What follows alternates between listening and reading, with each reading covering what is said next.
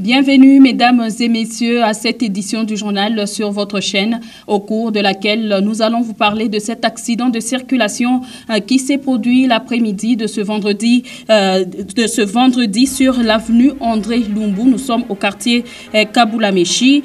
Pas de perte en vie humaine, juste un blessé grave à la tête. Et puis, la carence en carburant se fait toujours sentir dans les différents coins du territoire national. Dans ce journal, nous allons vous présenter la situation que traversent les motocyclistes et conducteurs de Lubumbashi, Kolwezi, mais aussi les armateurs de la ville de Kindu. C'est tout pour le sommaire. Une fois de plus, bienvenue. Pour commencer, sachez tout d'abord que cela fait exactement une année que la pluie avait emporté la toiture d'une école au quartier Kalubwe. Depuis lors, quelques salles de classe touchées par cette catastrophe n'ont jamais été couvertes. Et les élèves sont obligés, durant cette nouvelle année, de suivre les cours tout en étant exposés à toutes sortes d'intempéries. Le constat a été fait par Ben Kaembe. À chaque tombée des pluies, les cours s'arrêtent dans cette école Bakandja du quartier Kalubwe. Les salles de classe utilisées n'ont plus de toiture depuis plus d'une année et les élèves sont exposés à toutes les intempéries. Des conditions difficiles pour cet enseignant de la 6e primaire, obligé de faire fusion avec d'autres classes. Tel que nous étudions, ce n'est pas d'une bonne condition. Nous souffrons vraiment. C'est une école qui était très bien. Nous sommes frappés par cette pluie. Nous n'avons pas la possibilité de continuer, de terminer comme ça. Nous plaidons aux personnes de bonne volonté, vraiment qui nous aident pour que nous continuions à bien encadrer la jeunesse. Exposés au vent par manque de fenêtres, les élèves étudient par moments sous la pluie, soit sous le soleil, selon l'atmosphère, ce qui ne leur permet pas de bien assimiler les matières, selon eux. On n'est pas seulement bien, on n'étudie pas bien ici. S'il plaît, on part se mélanger avec les élèves de la 3e. À cette difficulté s'ajoute le manque de bancs. Ces apprenants utilisent leurs jambes en lieu et place des pupitres. Qu'on nous aide un peu, qu'on arrange nos bancs et puis qu'on arrange un peu notre classe aussi. C'est depuis une année que cette situation perdure, selon Patricia Moussaou, directrice de l'école. On fonctionne difficilement. Difficilement, surtout que nous sommes déjà à la 4e des humanités et pas assez de salles de classe. Comme leurs jeunes frères du primaire, les élèves du secondaire qui utilisent ces mêmes locaux subissent le même sort dans les après-midi. Au quartier Mounama, la moto reste le seul moyen de transport pratique durant cette période de forte pluie. Pour cause, les routes en terre battue sont devenues de plus en plus impraticables. Compte tenu de la distance, les motocyclistes sont obligés de prendre 3 à 4 passagers par course. Un exercice pas toujours facile à accepter pour les clients. Je vous propose cet élément que signent Suzy Ogolelo et Michel Olela. Dans la cellule Maembe au quartier Mounama, le transport des motocyclistes est courant et cela est dû à l'impraticabilité de la route. Le trajet est long et la population n'est pas en mesure de payer la moto à 2000 francs par course. Les passagers sont obligés de monter à 2 ou 3 pour minimiser le coût. Pour Alain, un motocycliste, cela cause généralement des incompréhensions entre clients.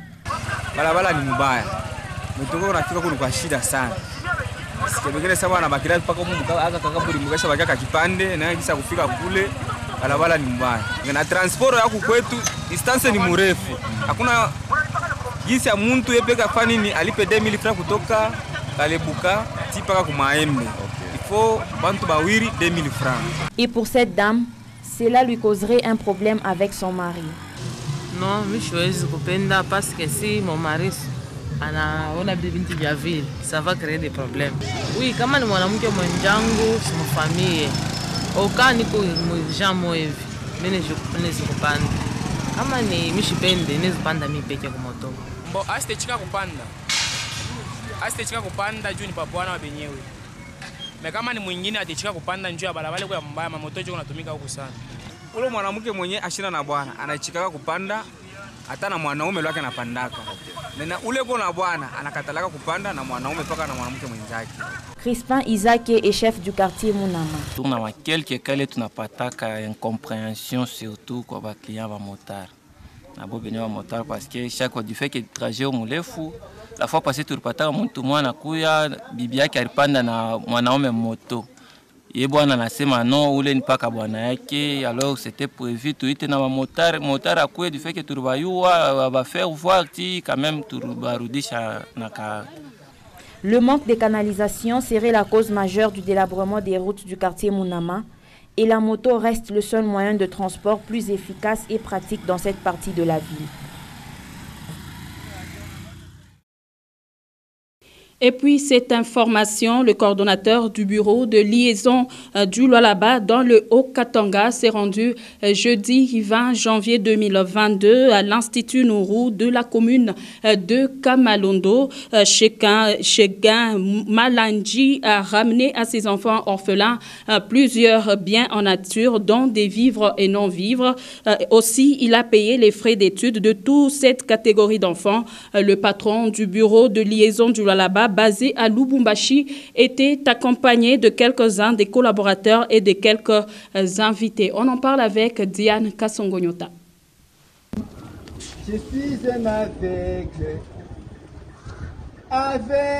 C'est cette vidéo devenue presque virale sur le net qui a alerté tous les sens du coordonnateur du bureau de liaison du Lualaba dans le Haut-Katanga. Et Chekin Malandji a décidé de faire vivre aux enfants aveugles de Nourou une des matinées spéciales depuis la création de leur institution. Altruiste et compatissant, Malandji Swana a à sa manière célébré cette période des festivités avec ses enfants. Jeudi 20 janvier 2022, il s'est rendu jusqu'à l'Institut Nourou. Dans sa gibecière, des vivres et non-vivres, c'est notamment des sacs de farine, des aliments surgelés, une cinquantaine de matelas et une cuisinière. Selon lui, il ne pouvait pas rester indifférent face à la situation de cette catégorie d'enfants. En fait, je ne pouvais pas rester au bureau sans rien faire.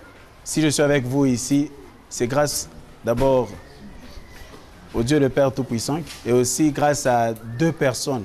Premièrement, c'est l'excellence Fifi Masuka qui m'a fait confiance de venir ici, donc de me nommer ici à Lubumbashi. Et la deuxième personne, c'est ma femme, qui ne cesse jamais de me conseiller pour partager avec les autres. À l'instar de Fifi Masuka Saini, gouverneur ad intérim du Lualaba, l'éducation sous toutes ses formes préoccupe au plus haut point Chekin Malandji et ce dernier, conscient que celle-ci reste l'unique garantie pour l'avenir, a payé les frais scolaires de tous les élèves aveugles du primaire et du secondaire et ceux des institutions supérieures et universitaires ont également vu leurs frais académiques pris en charge. Les bénéficiaires, eux, ont eu des mots justes face à cet acte de bienfaisance. Ce n'est pas une habitude pour nous de recevoir de telles dotations et puis avoir quelqu'un de bon qui a décidé de penser à partir d'aujourd'hui aux aveugles. Donc c'est une joie pour nous d'être enfin dans des conditions dignes d'interne. Et les hôtes de l'Institut Nourou ont sur place vécu la prestation du jeune Alpha Saïdi, toujours dans sa même chanson lancée sur les nets. Échec de la nature, pourtant je suis un homme. Tout le monde sait que dans les quartiers, c'est moi les vulnérables. Malgré tous mes diplômes, je ne serai pas honorable. Une séance qui n'a laissé indifférent ni le coordonnateur du bureau de liaison du Lualaba, ni ses collaborateurs. Un moment plein d'émotions. C'est par la signature dans le livre d'or de l'école Nourou que s'est clôturée cette visite. Par ce geste, Chekin Malandji Swana, toujours au chevet des désœuvrés, vient de marquer d'une encre indélébile cette catégorie d'enfants encadrés à l'Institut Nourou. Vulnérable, malgré tous mes diplômes, je ne serai pas honorable. Un élément que vous suivrez en page magazine tout juste après cette édition du journal. Et comme annoncé au sommaire, la carence des produits pétroliers persiste à Lubumbashi comme partout en République démocratique du Congo. Dans le secteur de transport, cette situation semble perturber beaucoup plus les motocyclistes. Beaucoup d'entre eux peinent à réunir leur versement malgré la majoration des prix. Joël Kateloa et Nadine Moutambala ont rencontré quelques quelques-uns. Voici donc leur reportage.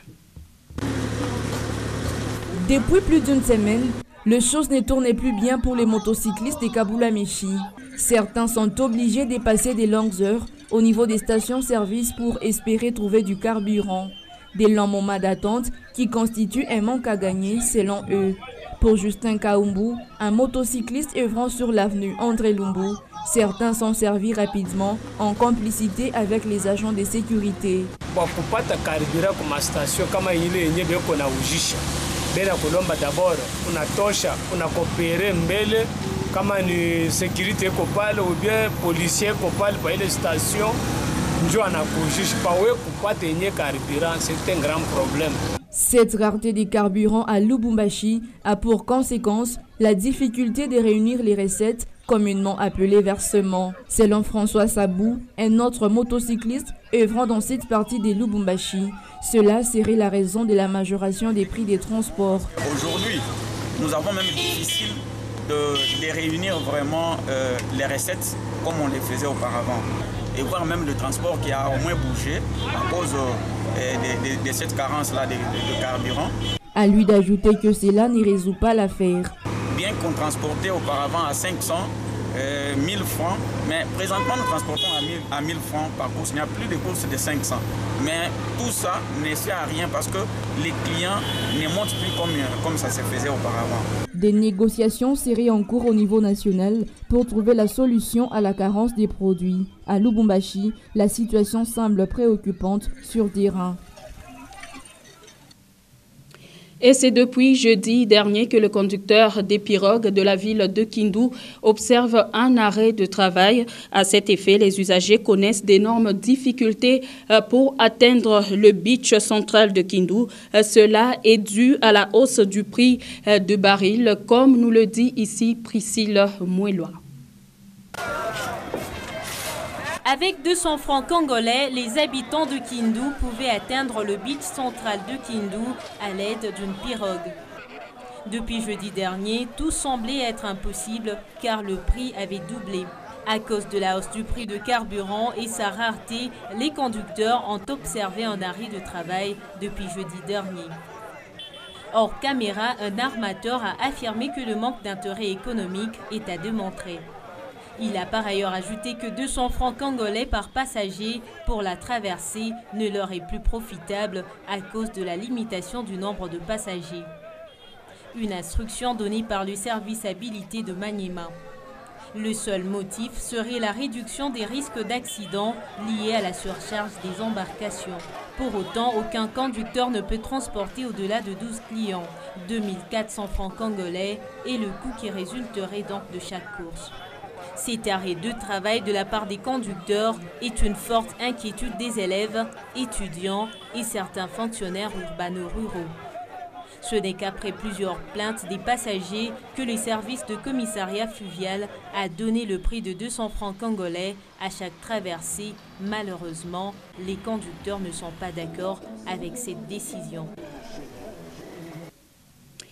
Et toujours dans ce même registre, sachez qu'à Kolwezi, les conducteurs font également face à cette pénurie en carburant. Trouver une goutte d'essence devient de plus en plus un casse-tête pour ces derniers obligés de passer nuit à la Belle Étoile. Regardez. L'or noir devient de plus en plus rare que la rareté au Lualaba comme dans le reste du Grand Katanga.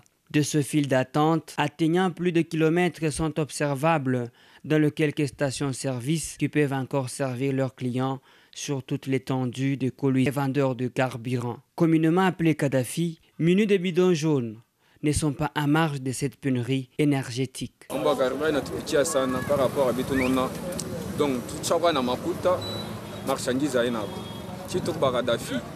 par rapport à Biakujisha, on a Léo, on a pris la machine, on a station, on a pris Bingin. Donc, il y a un truc qui arrive 55, Léo, on a pris 65. Ça, c'est le gouvernement. Il y a un mambo et un mambo. Quand le gouvernement a un mambo, à trouver une solution de façon chinachi, tout le monde est en ben, c'est mon Kadhafi, ben, au contraire, Beaucoup de stations, il y a un carburant. Quand la station est carburant 40 000, 39 000. Si on a un litre essence, c'est 5 000. Si on a 5 000, on a mis 3 000 ou 2 500. À ça, on a 60, 65. Au juste, si tout a fait rapide. Exploitants de taxi-moto, taximens et autres automobilistes souffrent de la même pathologie dont on ne cite plus les noms. Carence du carburant. C'est parce que je n'ai pas de panne sèche par manque de carburant. Atutumike bien à ta carburant vraiment tout on a quoi pour station ni 3h du matin. Mais on a quoi 3h du matin déjà musululu on a kusha kuanzia hapa Molikap ina jungulu kati inapita auditorat inapita cathédrale c'est que nenda kusha kule kunani kubiro la police kule. Les uns comme les autres redoutent la même conséquence sur le panier de la ménagère. Pour la plupart des pétroliers, c'est la carence qui est évoquée hors caméra. Mais selon certaines indiscrétions, cette situation résulterait de mesures de l'Inspection générale de finances de l'année dernière où certains fournisseurs avaient été notés sur la liste noire de cette inspection. Pour eux, il n'est pas question d'une pénurie, mais d'une entente concertée entre l'État congolais et les pétroliers lésés par ces enquêtes. Et vous l'avez peut-être constaté, à chaque tombée de pluie, l'avenue Sendwe dans la commune Lubumbashi est toujours inondée. La cause, les canalisations ne parviennent pas à contenir les eaux. Celles de la pluie qui s'est abattue l'après-midi de ce vendredi n'ont pas su quitter facilement la chaussée. Suzy Yogolelo est passée par là. Elle a fait ce constat. Difficile, voire impossible de circuler sur cette partie de l'avenue Sendwe récemment réhabilitée. Nous sommes à quelques mètres de l'angle des avenues circulaires Munama et Kafugu, après la pluie qui s'est abattue l'après-midi de ce vendredi 21 janvier 2022, a transformé une partie de cette avenue en un petit lac. Les conducteurs des véhicules sont obligés de rouler à faible vitesse, tout en faisant attention pour ne pas endommager leur moteur. Pour les piétons, la circulation est quasi impossible. Seuls les motocyclistes pouvaient passer facilement. Mais la situation reste toujours déplorable pour les usagers qui estiment que les canalisations récemment construites n'évacuent pas facilement les eaux après une forte pluie.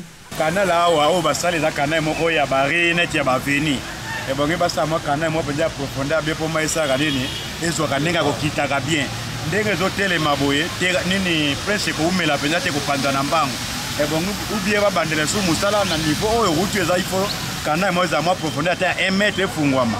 Ereri munene mimi kunaona hapa hii traverse ya kutoka mai ya kwenda direct kule ngamo. Walifo kufanya mubulevu. Sasa wanafanya muivi. Biko nguvu vile mai traverse. Après na canal. Biko mfupi sana parce que canal mwa mulevu munene. Ndio mai itapita desi. Angara peke bantu afika kwa muka ni mzuri hivi. Centre ville mujimba.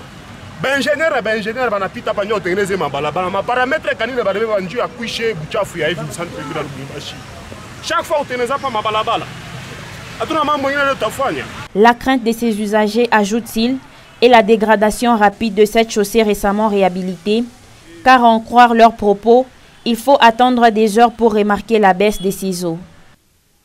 Également annoncé en début de ce journal, 2 véhicules sont entrés en collision sur l'avenue André Lumbu au quartier Kabula-Meshi l'après-midi de ce vendredi 21 janvier 2022. La cause serait l'excès de vitesse de tous les 2 conducteurs qui ont ignoré que cette artère avait une courbure sur le lieu où le drame s'est posé. Témoin de l'événement, Gaylor Chamba, Meshak Kaimbi. Un choc, une collision de 2 véhicules, notamment une Canter et une voiture de marque Istrel qu'on ne sait plus identifier facilement, carbonée complètement. À la base, l'excès de vitesse de tous les 2 conducteurs, selon les témoins sur place. Mais celui de la Canter pointe du doigt les jeunes qui étaient au volant de la Istrel. Mimi na kombele yangu mafatiri mbili kuna kuya ilikuwa nafuatana ilikuwa mbili kuna fatana lolo kumkongo njaro kwa ikumbe kuna mfuata shtuku kukote tulote tunasema hii motoka iko nakuya mimi nasema hii motoka iko nakuya haikuwa mwaluri ya bien mimi naanza kwenda na kumpembeni mimi naanza kwenda kumpembeni nenda pole pole ule alianza kufatana pa mkongo wake. Mimi nashtuka deja anatoka ngambo yake shwe kama reperdre, anatoka ngambo yake anakuwa ananiingia pala ananipika, njoo ninanguka hivi. Heureusement, pas de perte en vie humaine. Malgré le choc, juste un passant aurait frôlé la mort. Grâce à l'intervention des uns et des autres, il est acheminé ici aux soins d'urgence.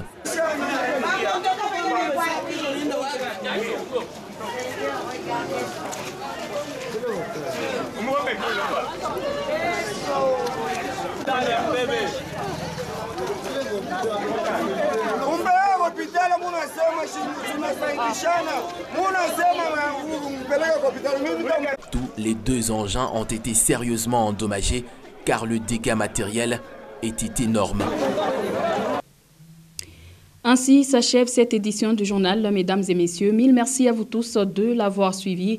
Prenez soin de vous. Au revoir et à demain.